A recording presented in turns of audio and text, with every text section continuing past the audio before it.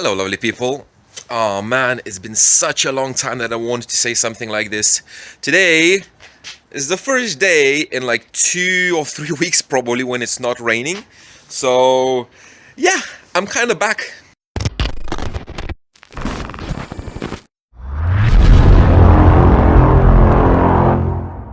So hope everybody had a very nice festive period. You had nice holidays or vacations, if you say in America and everything. What I want to know is what presents you got. So please comment below what presents you got, especially if it's something to do with car audio. And this is going to be a very quick update video just to show you and tell you what I've been up to. So I was not active on YouTube at all. However, I was kind of active on Facebook, especially on the Distortion Factory, the group that I created for amplifier distortion measurements, because I was measuring a lot of amplifiers, and I will make a few reviews of amplifiers, and I want to show you what I did with this. So if you remember from the last time, I had all those amplifiers that I have, and now I have something very, very different. Very, very different. So, yeah, I have all these V12s. I did test them, and these perform much, much better than the old amplifiers that I had before. And I want to test them out. So I ripped everything out, and that's the thing. So the whole thing about the beauty panels and everything, that's not going to happen in my car. The more I do this, the more I realize that it's never gonna end, it's never gonna finish, and it's always gonna be like in this kind of stage, because I will be swapping out gear because I want to test stuff, I want to test different amplifiers. Now I literally have like close to 20 or even more amplifiers. I got these super cheap, and probably I do like a review of these as well. So in this particular case, we have 503, 707, and another 503. So how this thing is gonna work is that all of these are 2-channel amplifiers. So one 503 for the left mid and tweet, the other one for the other mid and tweet, so ultimate stereo separation. There's no crosstalk between the channels. And this is for the mid bass 707, so it's 2 times 100 watts. Then I have this one, which is the monoblock XA90M, which does ridiculous power, but it's fine. So this is going to be not for this one, this is going to be for the front subwoofer, because I want something clean with lots and lots of powers. And this one, if you remember, I had a Smart 3, which is in there. So I hid it under the board upside down because it's a 3K amp running on 1K on 2 ohms, so it doesn't even get warm. So the fan's not working, it doesn't buzz anything, so I just hid it under it, so it's not going to be there. I will be using this Helix DSP. I have some power distribution here. I'm going to put my lithium battery. I just need to make some kind of a bracket because I have these factory bolts, so I need some kind of bracket for the lithium DC-DC charger. And maybe the super cap bank here, maybe, I'm not sure. But for now, I just extended those wires a tiny bit into the distribution, and everything goes there. So these amplifiers are fed by 10 gauge. So it's, you would think it's thin, but 10 gauge for these amplifiers plenty enough, because these are 30 amp fuse there. And this is 2 times 20, so 40 amp. So 40 amp on 10 gauge on like what, 2 foot long, 3 feet to that one. It's plenty enough. I have 4 gauge running to this one, which is an overkill, and another 4 gauge to the Smart 3 because it's very short. It's like 1 foot long. So yeah, this is my current setup. The plan for this is because I will want to test different amplifiers and see how they perform, and I want to do, like, as I mentioned, A/B testing on a relays. So I'm gonna make a shelf above these amplifiers with maybe like post shelf, so I could put another 3 or 2 amplifiers that I'm gonna be testing on top of this. And so I have loads of distribution. I have another, these blocks, I love them. I bought them on AliExpress. So you can use lug nuts or you can use ferrules. And on these as well, So I have another one of these blocks, another two of these if I would need to extend. So I will have loads and loads of power distribution. It's not a problem at all. And the only thing now I need to do is connect the speaker wires, because speaker wires are here, they're not connected yet. So I did this yesterday in the night, and that's the thing with this rain. I was working yesterday, it was not raining, and the only thing that I needed, I was missing to make this.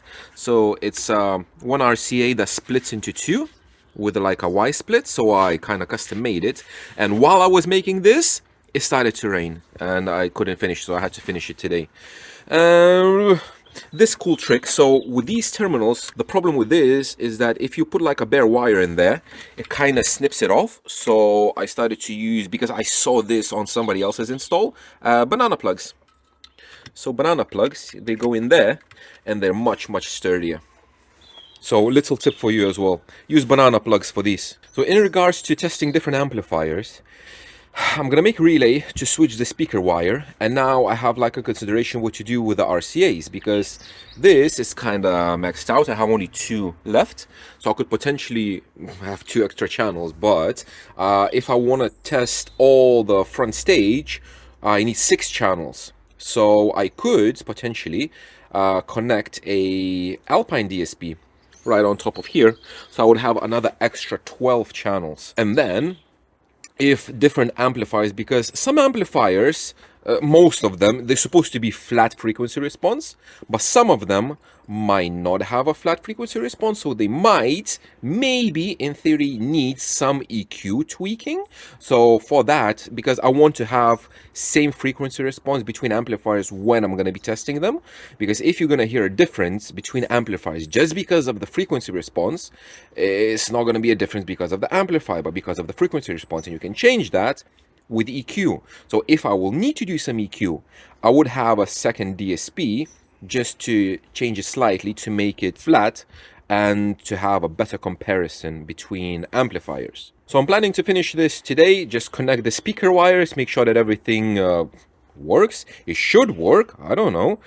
One thing with this one, I had a problem with it. I bought a second hand, and what it did, when you connect the load to it, it started to buzz. Like, it was 12 kilohertz tone, because I checked it with a microphone, and it's very sharp, very loud buzzing.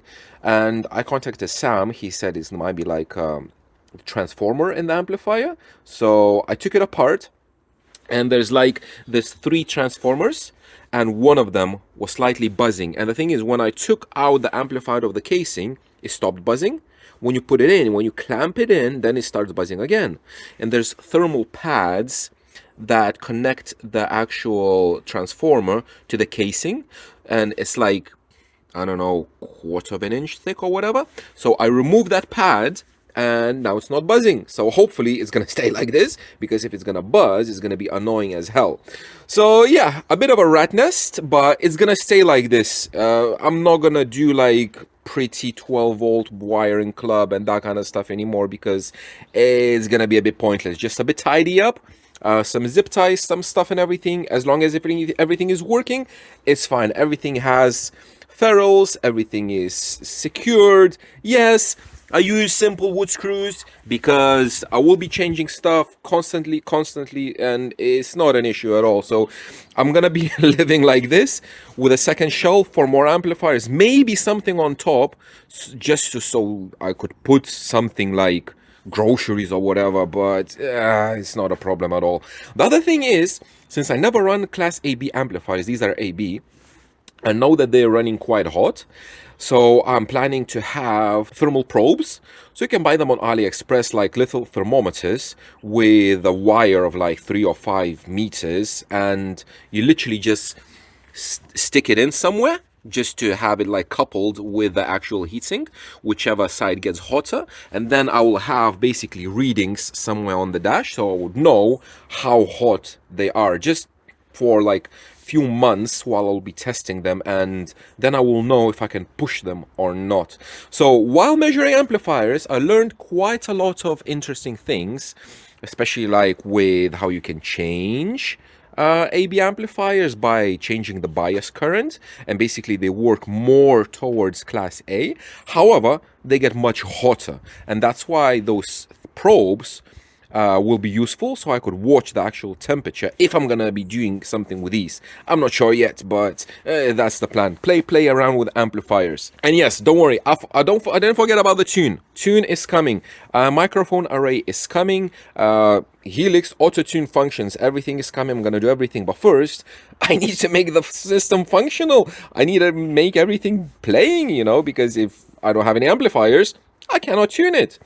So when this is going to be playing, then I'm going to do the tune, and then we're going to play with some amplifiers. So this was supposed to be very quick, but it ended up like more than 10 minutes.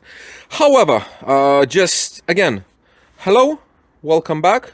I'm back. Thank you very much for sticking with me, because I was expecting that over this last month I will start losing my subscribers, like my Patreon is gonna be like empty, there's not gonna be any views or anything, but to be honest, my YouTube is doing better than ever, so people find value in this probably. Very, very cool. Again, put everything you had for Christmas as presents into comments, because I want to know. Yeah, so I will be back with more regular content probably from next week, because this is the last week when we have school holidays. So from Monday, the little one is going to go to school, and then I'm going to have a bit more free time so I can do a bit more stuff. So yeah, thank you very much for watching, guys, and I will see you in the next one.